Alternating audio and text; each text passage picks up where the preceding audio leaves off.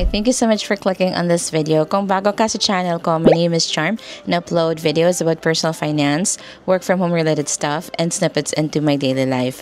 Disclaimer lang po, I am not a financial advisor and the content that I share is based on my personal experience and opinion. So ito ay for informational purposes only.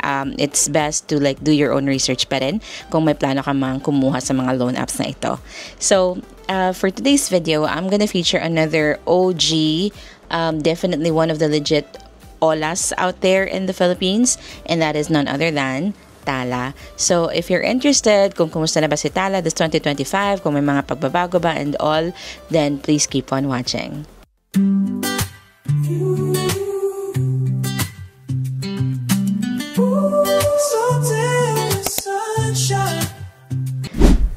Tala.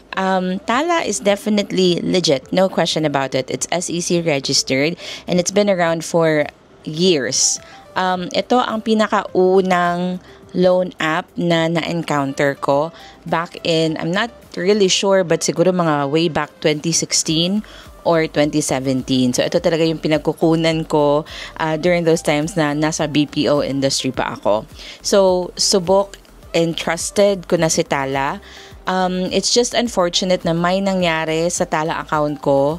I made a video about that. Nasa link lang. So, I got somehow hacked. Yung Tala account ko ay na-hack. So, since hindi ko na siya ginagamit for a while, apparently someone got my information and was able to log into the Tala app or to the Tala account and nag-loan siya. Sinagad niya yung 25,000 na limit ko doon. And just in case nangyari din ito sa inyo, go to their website and report it. It's gotala.co/help. Tapos report mo lang doon yung fraudulent activity. And aside from that, you can also report it to the authorities like the Securities and Exchange Commission. So, yun lang. Just in case something like that would happen to you. Anyway, balik tayo sa Tala this 2025. Basically, I wanted to give it another try.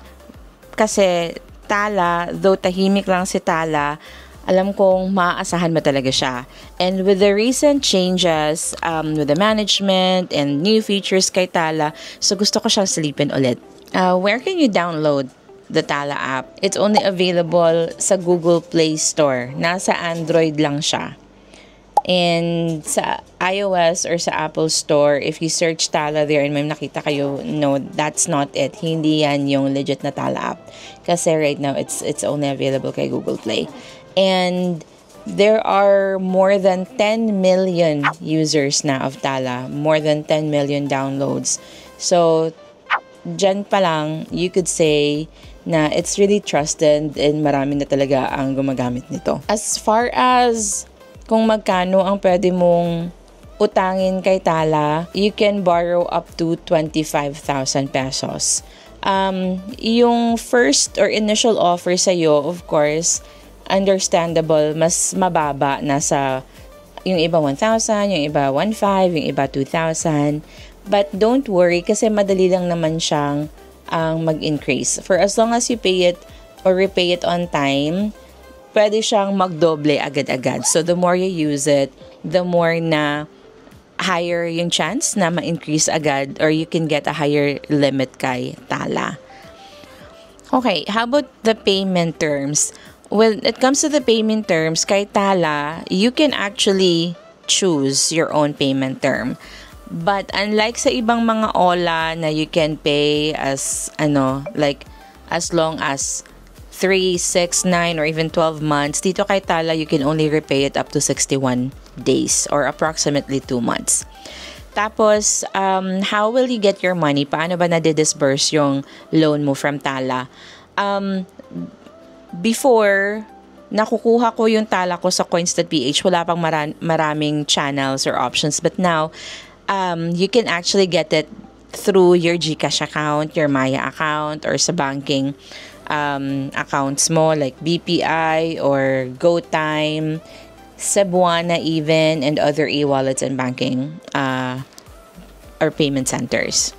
Tapos, kung nakuha mo siya doon, As for your repayment options, ganun lang din. You can pay it through GCash, Paymaya, and other payment centers or banking apps like BPI. Tapos, who can apply kay Tala? As long as you are at least 18 years old na Filipino, then you are good to go. And yung requirements, as I mentioned earlier, you only need one valid ID. Alright, so let's talk about the fees and interest. Magkano nga ba ang interest kay Tala? The daily interest or daily service fee is around 0.43% to 0.5% per day. Tapos meron siyang processing fee na 3.99%. But don't worry, buo mo pa rin makukuha yung loan mo kay Tala kasi yung fees are collected on your chosen repayment date. Alright, so here's a sample computation. Let's say kumuha ka ng loan na 1,000 pesos. Tapos yung interest rate na gagamitin natin ay 0.43%. So sa 1,000 pesos mo, ang processing fee pala niyan ay 3.99%. So, nasa 39 pesos and 90 cents. Tapos, yung interest naman niya, let's say, ang repayment mo ay within 61 days. So, at 0.43%, so 0.43% times 1,000 pesos. So, yung daily mo ay nasa 4.3 pesos. And since babayaran mo siya in 61 days, multiply natin yan ng 61. So, ang total na interest na babayaran mo is 262 pesos and 30 cents. Tapos, on top of that ay yung 39.90 na processing fee. Tapos, ipapatong mo yan sa principal loan mo na 1,000 pesos. So, ang total na repayment na kailangan mo bayaran ay nasa 1,302 pesos and 20 cents. Now, the good thing about Tala, mas maaga mo siyang babayaran ng buo, edi mas less interest ang ipapatong sa principal loan mo. So, who can apply kay Tala? Any resident of the Philippines, at least 18 years old and above. Tapos, at least one valid ID and a mobile or cell phone number, then you are qualified to apply for Tala. If you have seen my previous video about Salmon Credit, I used my married name na wala pang credit history to apply for it, kaso na-decline ako. But here, kay Tala, sinubukan ko rin siyang gamitin. Like, I used my married name to apply for another Tala account this 2025 and see if they would approve someone na wala pang credit history. And I'm happy to say na yes, the process was actually pretty easy and I got approved kahit na wala pa akong credit or loan history gamit yung married name ko, yung apelido ko as a married woman. So, yun. Ito yung mga, let me share some screenshots. And the good thing about Tala when it comes to requirements, you only need just one valid ID. They will not ask you for anything else. Wala nang mga additional requirements like proof of income or salary. Parang wala lang. Just one valid ID. That's all you need. And of course, a mobile phone number.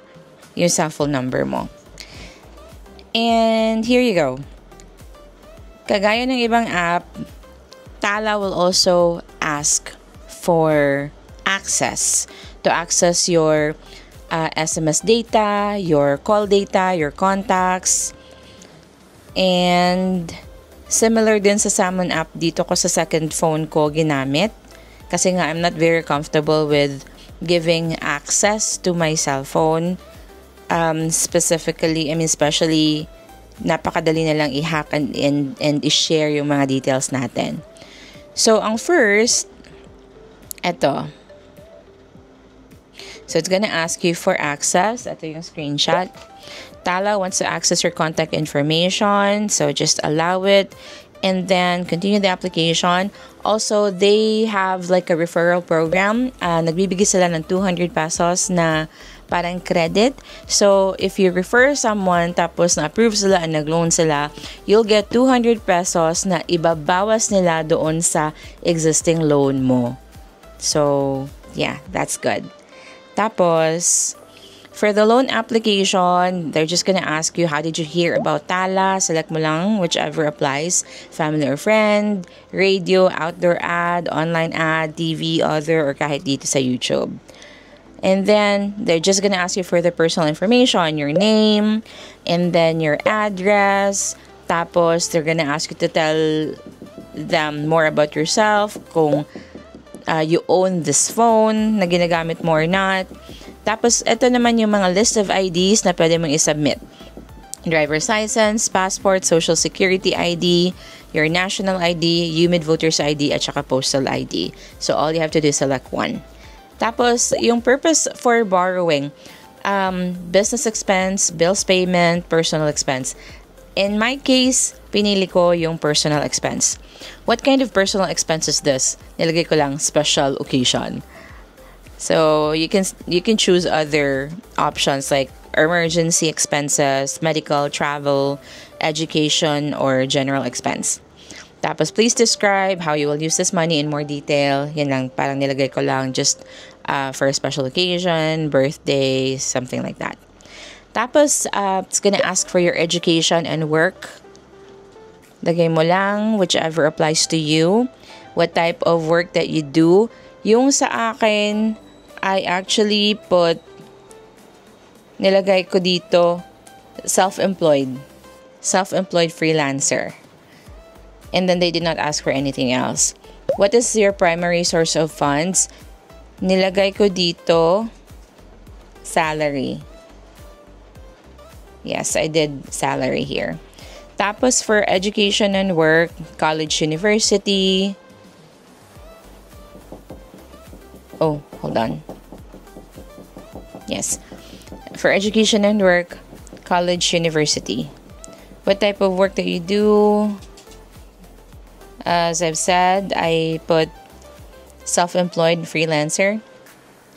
And then, how long have you worked here? Nilagay ko lang 5 to 10 years kasi I've been doing like online mga side hustles for about that period, 5 to 10 years. How frequently do you get paid each month? Nilagay ko lang twice a month. Tapos, for other income sources, I think I only put salary. And then here, check information. You just have to double check kung may mali ba. And that's it. Next would be Tala App User Agreement. So you just have to agree and then continue.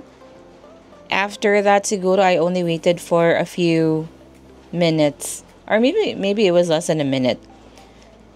Tapos, eto na. I already got the result. Congratulations, you're approved for 1,500 pesos. So, that was pretty much it. Napakadali na lang mag-apply kay Tala this time. So, ang na-approve pala sa akin ay 1,500 pesos. So, yun lang. Baka nagtataka kayo kasi hindi pa ako nagbibigay ng ID. Actually, pagkatapos mo approve, dito pala siya hihingi ng verification ID. So, ayan. Below sa amount na na-approve sa akin ay yung start verification. So, ayan. You have 3 steps. Step 1, select the ID that you would like to use. Step 2, take photos of your ID. And step 3 ay yung selfie. So, final thoughts kay Tala. Well, basically, Tala is Tala. Tala has been there. It's been around for many years. And hindi naman siguro siya magtatagal kung hindi siya maganda. And up to this day, marami pa rin ang gumagamit at bumabalik kay Tala.